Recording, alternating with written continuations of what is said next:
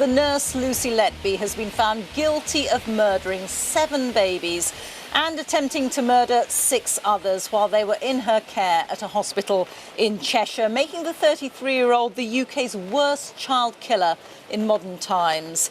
In a statement, the families of her victims said that they were heartbroken and that justice could not reduce the extreme hurt, anger and distress which they have experienced. Lucy Letby was also acquitted of 2 counts of attempted murder, and the jury were undecided on 6 charges of attempted murder. Well, today the government has ordered an independent inquiry into the circumstances surrounding this shocking case. Our North of England correspondent Judith Moritz is here with me. And Judith, you've been following this case throughout for months, and it's only now that the full scale of her crimes has become apparent. Yes, I can tell you, Rita, that verdicts have been being delivered here at Manchester Crown Court over several hearings over the last 10 days. It was only today when the jury indicated that they could go no further, that reporting restrictions were lifted, and we are able now to report the full extent of what Lucy Letby has been found guilty of. Now, that was an emotional moment in the courtroom here in courtroom number 7, particularly, you can't even imagine, for the families of those babies. Some of the jurors looked upset this afternoon, but conspicuous by her absence was Lucy Letby, who refused to come up from the cells. She wasn't in court. And it's been fast-moving ever since. The prosecution are considering a retrial on the undecided verdicts here, and there's been the announcement, as you say, of a government inquiry. She thought she'd get away with it, but this was the moment the game was up. Hello, Lucy, is it? Yes. Hello, my name's Cheshire Police. Look, it's Stefan, 2 seconds. Oh, yes? Yeah, thank you. Behind the door of this ordinary suburban house, Britain's most prolific baby killer was finally arrested 3 years after her murder spree began. Just take a seat in there for me, Lucy. I'll move that seat forward a bit. Sure. Yeah, I've just had knee surgery. So. Oh, right, OK. She worked here on the neonatal unit at the Countess of Chester Hospital. Her role to care for the most premature and vulnerable infants. But that couldn't have been further from her mind. The crying, I've never heard anything like it since. It was screaming. It was screaming, and I was like, what's the matter with them? Legally, we can't identify the families in this case, but their stories are distressing. These are the parents of twin boys born prematurely in 2015. Their mum was taking milk to them when she heard one of her sons crying loudly. He had blood round his mouth, and Lucy was there, but faffing about, not doing anything. Lucy said, oh, don't worry, the registrar was coming, and she told me to go back to the ward. The baby's mum left him in this intensive care area and went to call her husband. They thought their son was in safe hands with Nurse Letby, but a short time later they were told he was dangerously ill, and they rushed back to find doctors trying to save him. We were taken in, and we were told to talk to him, and held his hand. And then the conversation with the consultant, and she said, we're going to stop. It's not helping. We want him to die in your arms. On the unit, there were typically up to 3 deaths a year. But in 2015, they had that number in the month of June alone. And the pattern continued, with babies dying or coming close to death. The common factor? Lucy Letby. This staffing sheet shows she was the only employee who was present every time there was a suspicious event. Dr. Stephen Breary led the team of 7 consultants on the unit who shared joint concerns about Letby. He's now speaking publicly about their experience for the first time. It's something that nobody really wants to consider, that a member of staff might be harming the babies under your care. Things came to a head when 2 out of 3 healthy triplets died within 24 hours of each other in June 2016. Afterwards, a meeting was held for staff. Lucy Letby was there. She was sitting next to me. I spoke to her and said how tired and upset she must be after 2 days of this, and I hoped that she was going to have a restful weekend. And she turned to me and said, no, I'm back on shift tomorrow. The other staff were very traumatised by all of this. We were crumbling before your eyes almost, and she was quite happy and confident to come into work. Lucy Letby was eventually moved to a clerical role. The doctors kept trying to get managers to investigate the suspicious deaths and her connection to them. But we can now reveal that even though consultants here repeatedly made loud warnings to senior management, they say they were ignored and ultimately told that if they didn't stop raising questions about the nurse, there'd be consequences.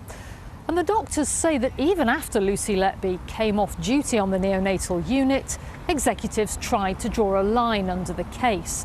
And it was only a year after she stopped working as a nurse that the police became involved.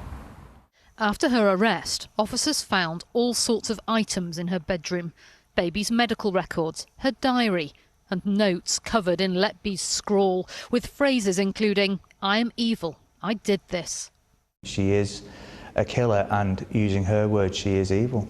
You've spent time interviewing her and watching her in court as well, giving evidence. What do you make of her? I think she's very emotionless. She doesn't respond to a typical human response that I would have expected. Did you have any concerns that there was a rise in the mortality rate? Yes. Okay, so tell me. There was no empathy or sympathy with what's gone on at all. I mean, there are people who look at her and say there's no way she can have done this. It's circumstantial evidence. Yes. She looks as though butter wouldn't melt. It's an example to us all, really, of not judging a book by its cover. We've got to accept, and understand the evidence in this case has been, I believe, significant, and has taken us to understand that Lucy Letby is a killer. As the trial ended today, Letby refused to come into the courtroom. Prosecutors later reflecting on the scale of her deceit.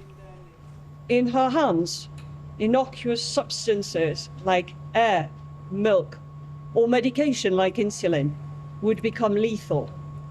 She perverted her learning and weaponized her craft to inflict harm, grief, and death.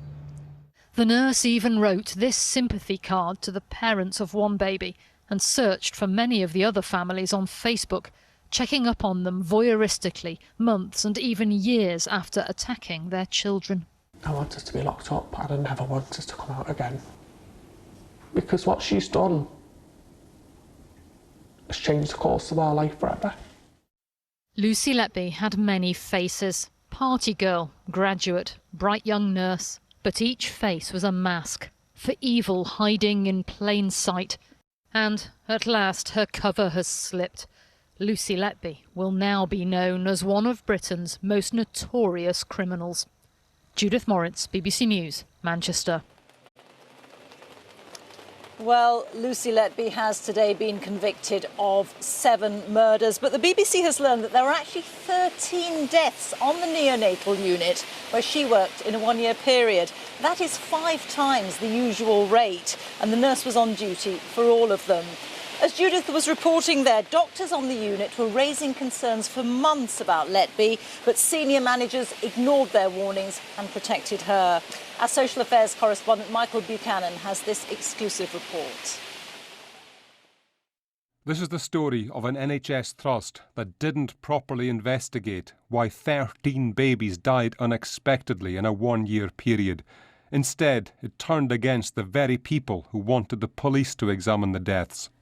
There is only one serial killer of babies that's worked in that organisation, and the executive team were not the people who were responsible for the deaths of those babies.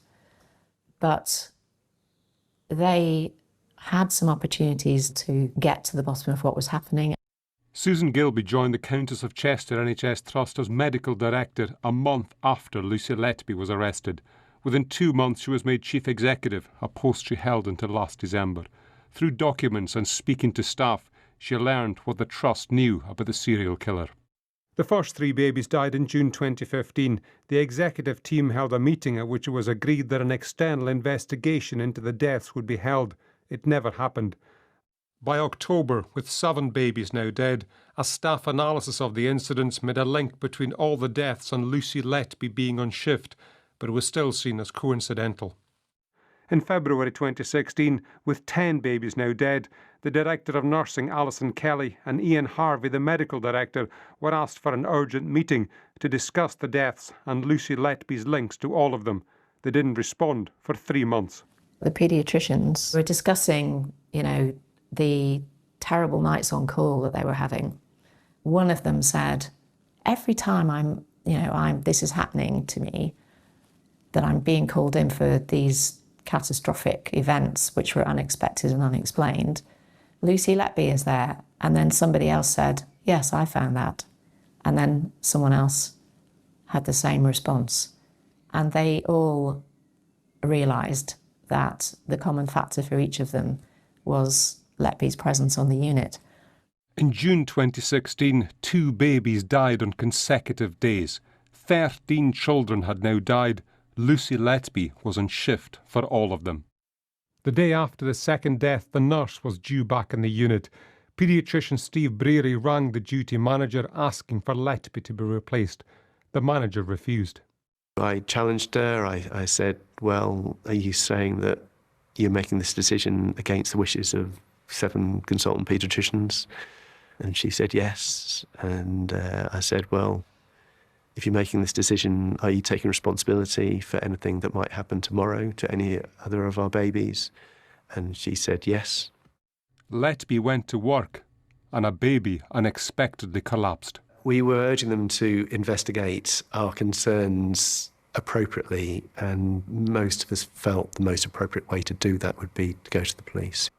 The response from the medical director was unsupportive. In an email to the paediatricians obtained by Panorama, Ian Harvey wrote, "Action is being taken. All emails cease forthwith."